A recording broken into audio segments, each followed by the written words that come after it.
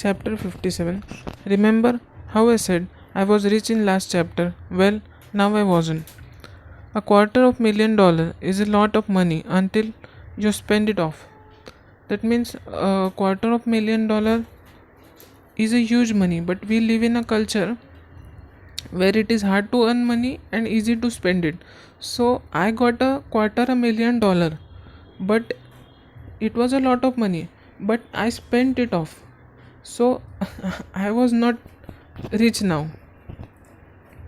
So we live in a culture where it is hard to earn money and easy to spend it. So I spent all of that money, little by little. I never saw money. I just saw that magic plastic ATM card. So I never realized that money was a thing. I just saw that magic plastic ATM card. So I thought money is not real. With a magic plastic card called ATM, I can do anything, I can buy anything. So I was not serious about money at that time. I picked up a watch that was priced expensively. So without understanding price of that watch, I picked up it. It was expensive. Then I bought enough throwback jerseys. I found every day of month. So I bought new clothing. So I bought new jerseys for every day of month. Then I furnished my new apartment with biggest bed. I bought bed. So these are things which I bought. First is an expensive watch, then jerseys, various clothings, expensive clothings. Then I did furnished my apartment with the biggest bed. So I bought biggest bed. Then I bought most expensive coffee table so I could feel like a godfather when I enter the room. So I bought a biggest coffee table also so I could feel like a godfather when I entered the room. So my expenses were rising, my lifestyle was rising. Then meanwhile Tori gave notice at work and I booked a flight ticket for her. So I invited Tori to live with her, live with me. So I booked a flight ticket for her. Then, as I was setting up my new life in Hollywood, my mom came out to see where I was living and how I was doing. So, as I was setting up my new life in Hollywood, so when I was setting up my new life in Hollywood, my mom came there to see how where I was living and how I was doing. She gave me some wise advice before she left. First, if you ever hear words no and can't ignore them, they don't exist. So she said, if you ever hear words no, so if someone rejects you and you can't ignore them, that means you are influenced by them.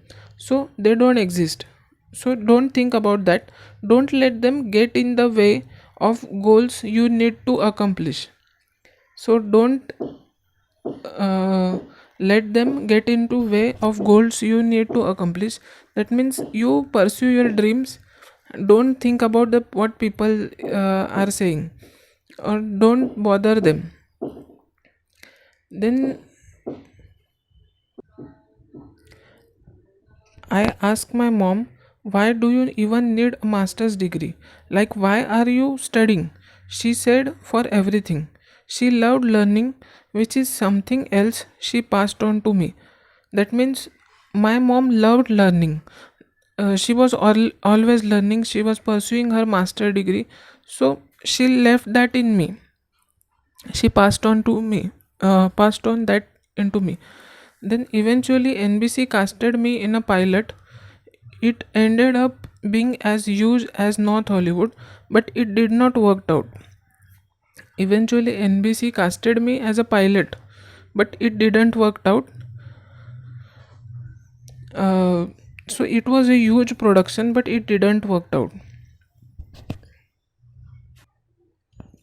while waiting for my freedom, I decided to hit comedy club and work my way toward becoming a multi-set Hollywood cave. So I decided to hit local comedy clubs in LA and pursue my dreams to become multi-set, to becoming a Hollywood star. So I started pursuing that. The comedy scene in LA was different than New York.